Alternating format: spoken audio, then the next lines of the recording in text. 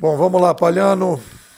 É, Eu acho o seguinte: eu acho que eu vou ao supermercado. Fui lá no supermercado Ecologia das Mídias. Então, eu acho muito interessante, né, os tradutores de McLuhan. Ter pessoas que fazem a tradução de McLuhan. McLuhan, ele é um cara que é aquele tipo de escritor que precisa de tradutores, né? Tem alguns filósofos, o Spinoza, por exemplo, é um cara que, para você ler Spinoza, é uma espinosação, né? Difícil. Tem outros também que são bem difíceis. Então, é um cara que se fecha, né? E aí tem os interpretadores, os tradutores e tal, ok. Acho legal, bacana, etc, etc. Mas, mas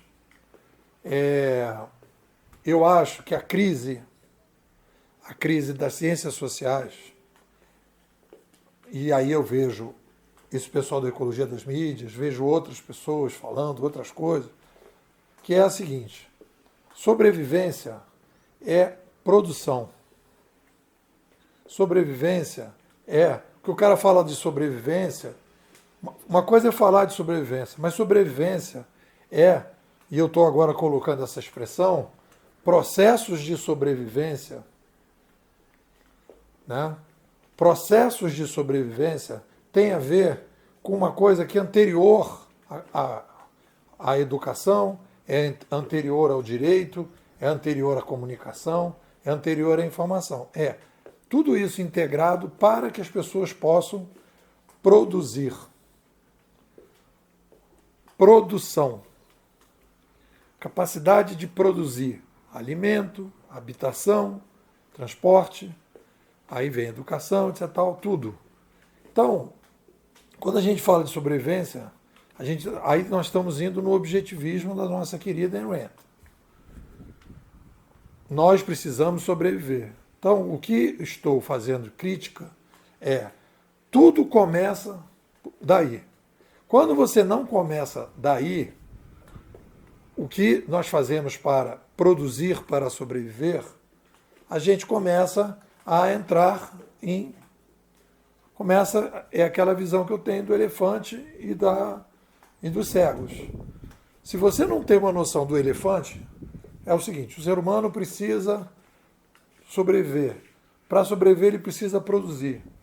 E todas as ferramentas que a gente utiliza, inclusive as mídias, são ferramentas de sobrevivência. É isso que a gente está colocando. Não são, mas olha só, tem a sobreviver. Não, meu irmão, é produção. Por isso que quando a gente faz o triângulo, até o Rodrigo ontem me pediu, falou, a gente não está usando o triângulo, botei o triângulo de sobrevivência, revivi o triângulo da sobrevivência, aumento o patamar demográfico, novas mídias, novo modelo, que eu estou chamando agora nesse novo artigo de intermediação. Um novo modelo de intermediação que surge e aí a partir daí sofistica, ele é mais ágil, ele é mais barato, ele é mais participativo, ele é mais personalizado e a partir daí então a gente dá um upgrade e a partir daí a gente aumenta a população e aí vem a partir daí a nova mídia. Essa jogada, você coloca as mídias dentro do ambiente produtivo, dentro da sobrevivência. Agora, além disso, existe muita coisa? Claro que existe. Claro que existe. Existe muita coisa para a gente poder detalhar isso em relação à mídia, uma série de coisas periféricas em cima disso? Sim. Não é o foco nosso. Então, quando eu vou no livro para fazer o jantar para vocês. Eu vou no livro para fazer o almoço para vocês. Eu vou no livro para trazer o café da manhã para vocês. Vocês são meus alunos, vocês são meus clientes. E aí todo mundo veio para cá, sabe? Nepo, o que o Nepo faz? O Nepo é uma escola de futurismo competitivo. O que ele entrega? Ele entrega macro tendências daquilo que gera zonas de atração, o que gera valor no futuro. Ponto. Então, para este Nepomuceno, que é o curador dessa escola, que se compromete com os alunos que vêm para cá com este problema, este livro, para mim, não resolve, não ajuda. Né? Agora, eu faço uma crítica a este livro, porque você vai dizer, não, Nipô, então não ajuda, mas vai ajudar muita gente, etc. Tal, papá. Não. Eu sou mais radical um pouco em relação a isso. Eu digo, este livro está equivocado porque se eu estou propondo o motor da história em que a mídia é uma ferramenta produtiva, isso tem que estar na análise. Se isso é fato, não é que a história, cada um pode ver a realidade de um jeito, não. Se a realidade se aproxima disso, e você quer estudar as mídias sem isso, eu acho que está equivocado. Aí você vai dizer, pô, eu não concordo com com o triângulo da sobrevivência que você colocou. Ok. Mas como eu concordo, porque foi que eu cheguei à conclusão, e alguém diz que vai estudar as mídias e não coloca isso como uma questão central, né? Olha, existe aí o Nipô, existe aí o Pierre Levy nas interpretações e tal, babá. Então tem essa visão aqui. Então eu estou propondo isso. Se o cara não coloca isso, e eu acho que isso se aproxima da realidade, eu vou dizer, olha, isso aí, para mim, o cara vai se perder. Porque ele não está enxergando o principal. Uma coisa que eu acho que acontece é o seguinte. Quando você tem um cara tipo o McLuhan, a gente acaba ficando com um certo constrangimento de questionar determinadas autoridades. A gente tem que ir além do McLuhan. O McLuhan teve um papel fundamental. Isso o pessoal está falando, mídia como ambiente, ótimo, muito bom. Né? Eles estão melhorando o que o McLuhan disse. E a gente trabalha com essa ideia de ambiente. A gente fala de ambiente o tempo todo. Só que eu fui influenciado pelo Ayn Rand de maneira muito profunda. E aí, no momento que eu vejo que nós somos uma tecnoespécie, no momento que a gente vê que a gente é um animal como outro qualquer, que a gente luta pela sobrevivência, eu encaixo a mídia como uma ferramenta produtiva. Nesse novo artigo que eu estou publicando amanhã, eu estou falando, né, e até te mandei o parágrafo, eu estou falando dessa reintermediação. Né? Tem aqui um conceito que eu chamei, eu vou ler o parágrafo para o pessoal.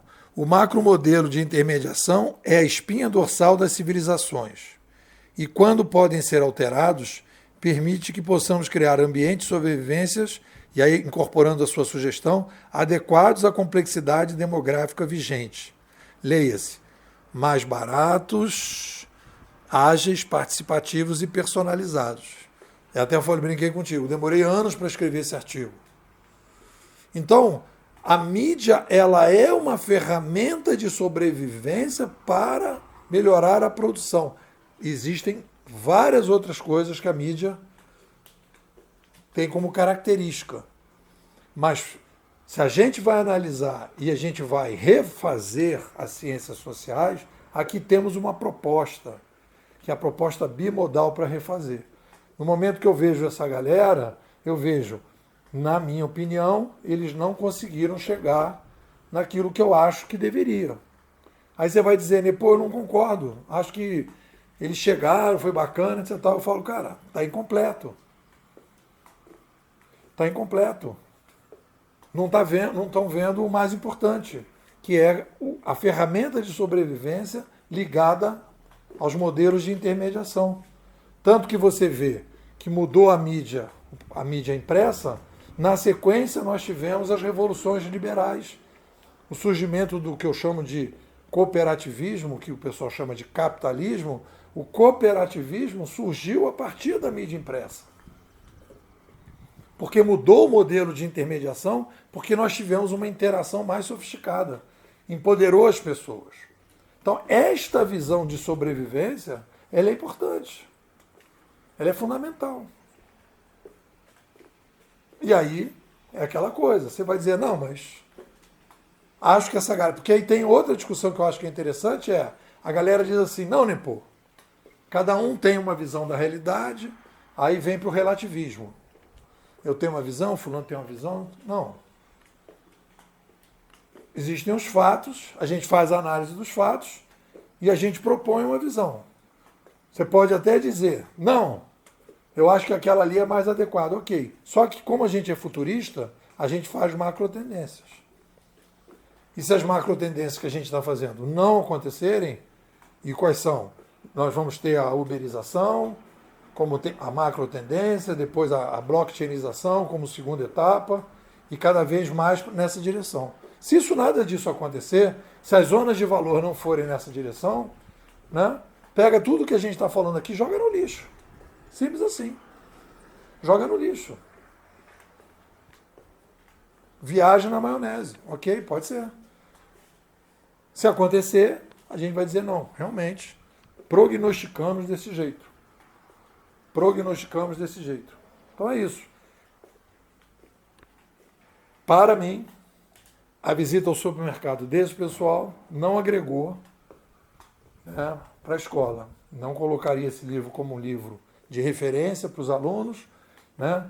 Não é um livro que, assim, agregou. Melhorei algumas coisas, conheci mais ali a escola de Toronto, autores que eu não li, né? Poderia ser, assim, até autores que eu poderia ler, de repente tem algumas sacadas, etc. Mas eu acho que vai me dar base para falar com mais segurança das coisas do McLuhan, né? Mas eu, por exemplo, acho que o livro do Jerry Diamond, por exemplo, foi um livro muito mais interessante, né, nessa visão de longo prazo, otimista racional, né? Eu acho que eu ganho mais. É um pouco isso. O que você diz?